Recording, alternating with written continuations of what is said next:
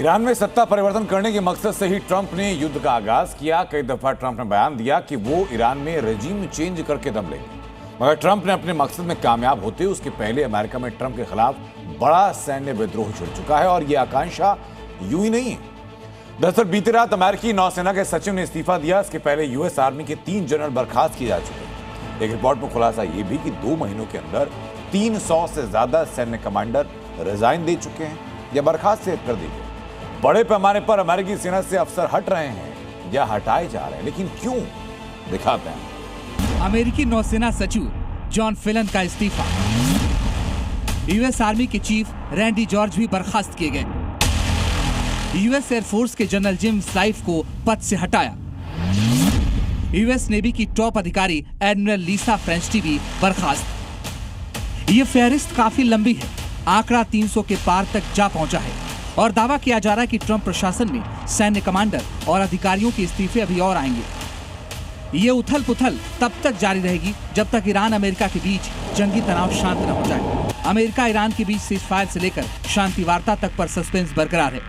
आशंका जताई जा रही है कि अगर पीस टॉक का सेकेंड राउंड भी फेल रहा तो किसी भी वक्त खाड़ी में बाल भी भूचाल आ सकता है। मिडिल ईस्ट का कोना कोना दहल सकता है। लेकिन इसी बीच अमेरिका में जिस तरह सैन्य अधिकारी इस्तीफा दे रहे हैं, उसे देख ट्रंप प्रशासन और पेंटागन के पैरों तले जमीन खिसक गई है, क्योंकि एक रिपोर्ट के मुताबिक फरवरी 2025 के बाद अब तक करीब 300 सैन्य कमांडर इस्तीफा दे चुके हैं, जिनमें से ज्यादातर टॉप रैंक के अधिकारी हैं। हाल ही में यूएस नेवी के सचिव ने इस्तीफा दिया। इससे पहले यूएस आर्मी रैंडी जॉर्ज बर्खास्त हुए। हैरानी की बात यह है कि ट्रंप ने ईरान में रिजीम चेंज के मकसद से जंग की शुरुआत की, लेकिन असली तख्तापलट तो अमेरिकी सेना में देखने को मिल रहा है। ऐसे में सवाल यह है कि आखिर अमेरिका की तीनों सेनाओं में हलचल क्यों मची है? आखिर क्यों यूएस आर्मी के अफसर और कमांडर इस्तीफा दे रहे हैं तो कुछ को बर्खास्त किया जा रहा है? क्या इसके पीछे की वजह ईरान से जारी जंग है? इसमें कोई शक नहीं कि अमेरिकी सेना में ट्रंप के उलूल जुलूल फैसलों को लेकर गुस्सा है।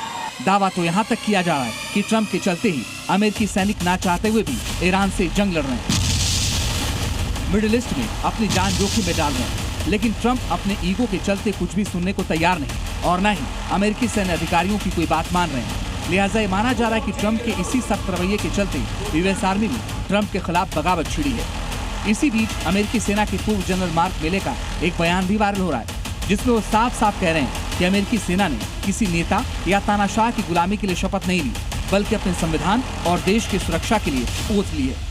शायद यही वजह है कि अब अमेरिकी सेना के टॉप अफसर ट्रंप और उनके फैसलों को नजरअंदाज करते हुए अपने पदों से हट रहे हैं और अगर हालात ऐसे ही रहे तो भी ट्रंप के लिए खतरे की घंटी है। ब्यूरो रिपोर्ट, जी मीडिया।